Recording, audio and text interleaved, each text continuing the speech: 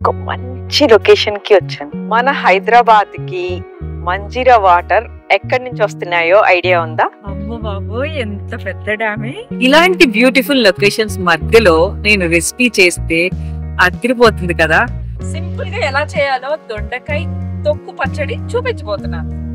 Are you ready? Welcome to Mama Mia. ఈరోజు కొత్త recipes చేయబోతున్నాను. దానికోసం ఒక మంచి లొకేషన్ కి వచ్చాను. ఈ లోపల బ్రేక్ఫాస్ట్ కి మా వాళ్ళు ఆపారు. సో ఈ లొకేషన్ అంతా చూడండి, చాలా పచ్చిగా బ్యూటిఫుల్ క్లైమేట్. ఇక్కడ ఎడ్ల బండి ఉంది, దీని మీద నేను బ్రేక్ఫాస్ట్ చేయబోతున్నాను. బాగుంది కదా? సో బ్రేక్ఫాస్ట్ చేస్తూ మాట్లాడదు. బ్రేక్ఫాస్ట్ వచ్చేసి పూరి, 2 3. సో మార్నింగే లేచి ఇవన్నీ కష్టపడి చేసుకొని వచ్చాయి. పూరి కర్రీ.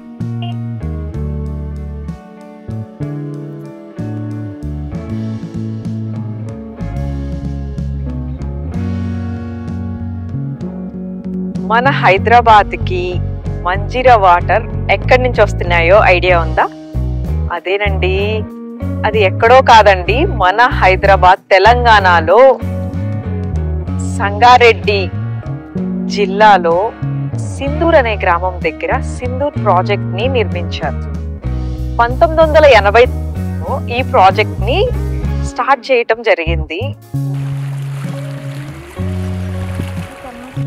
అమ్మో బాబోయ్, ఎంత పెద్ద డ్యామే! ఈ డ్యామ్ వల్ల కొన్ని లక్షల మందికి తాగునీరు సప్లై అవుతుంది. కొన్ని వేల ఎకరాలకి వాటర్ సప్లై అవుతుంది. చూసారు కదా, ఇట్లాంటి ముందు చూపు ఉండటం వల్ల 35 years అవుతుంది ఇది కట్టి కూడా. ఎంత మందికి వాటర్ అనేది, ఎంత యూజ్ అనేది, ఎంత ముందు చూపుగా వీళ్ళు చేశారు కదా మన ప్రభుత్వం వాళ్ళు. చాలా హెల్ప్ఫుల్ గా ఉంటుంది ఇట్లాంటి డ్యామ్స్ వల్ల. ఇలాంటి డ్యామ్స్ ఇంకా మరెన్నో కట్టాలని ఆశిస్తున్నాం. ఇలాంటి బ్యూటిఫుల్ లొకేషన్స్ మధ్యలో నేను రెసిపీ చేస్తే అదిరిపోతుంది కదా. సో ఇట్లానే మిమ్మల్ని కొత్త రెసిపీస్, కొత్త ప్లేసెస్ లో నేను చేసి మిమ్మల్ని ఎంటర్టైన్ చేయబోతున్నాను. Are you ready?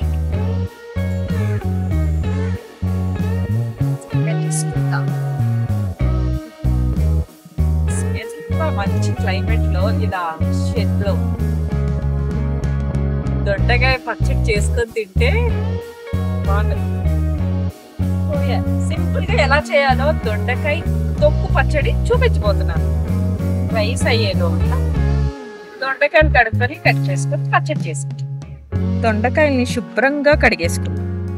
ఇలా నీట్ గా అన్ని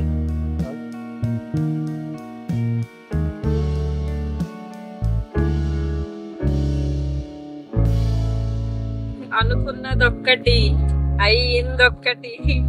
ఏం చేయలేనండి నేను ఒకటి ప్లాన్ చేస్తే ఇంకొకటి అయిపోయింది. నేనేమో చాలా మంచి రెసిపీస్ చేద్దాం అనుకొని చేస్తే ఇక్కడ నాకు అస్సలు అవన్నీ ఏమి దొరకలేదండి. దొరికిన వాటితోనే చాలా ఇంట్రెస్టింగ్ గా ఈజీ రెసిపీస్ చేయబోతున్నాను. మంచిగా చిన్న ముక్కలు, అంటే మరీ చిన్న ముక్కలు కాదు, మీడియం సైజ్ ఒకటి వచ్చేసి 2 కట్ చేసుకోవాలి.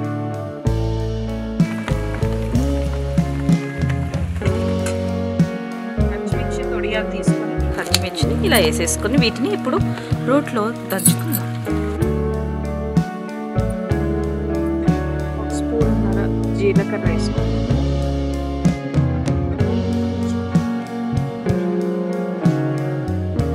సరిపోతాయి. దొండకాయలు పచ్చిమిర్చి వేసుకోండి.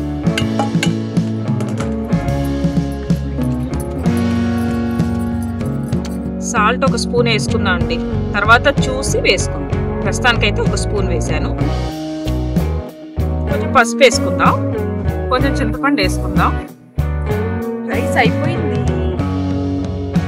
తాలింపు వేసేసుకుందాం. మంచిగా ఇలా కచ్చా మెదుపుకున్నాం కదా.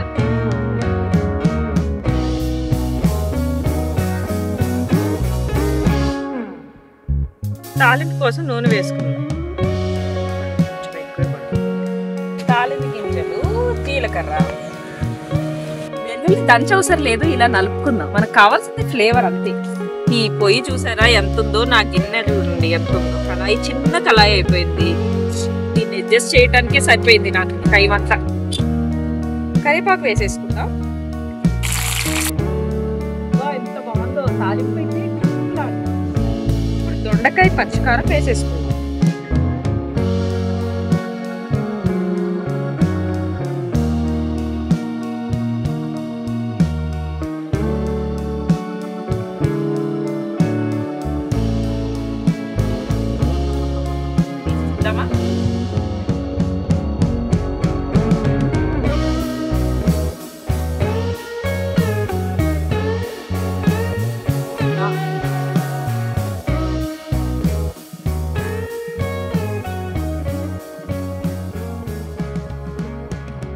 బ్యూటిఫుల్ డ్యామ్ మీకు నచ్చిందని నేను ఎంతగానో ఆశపడుతున్నాను.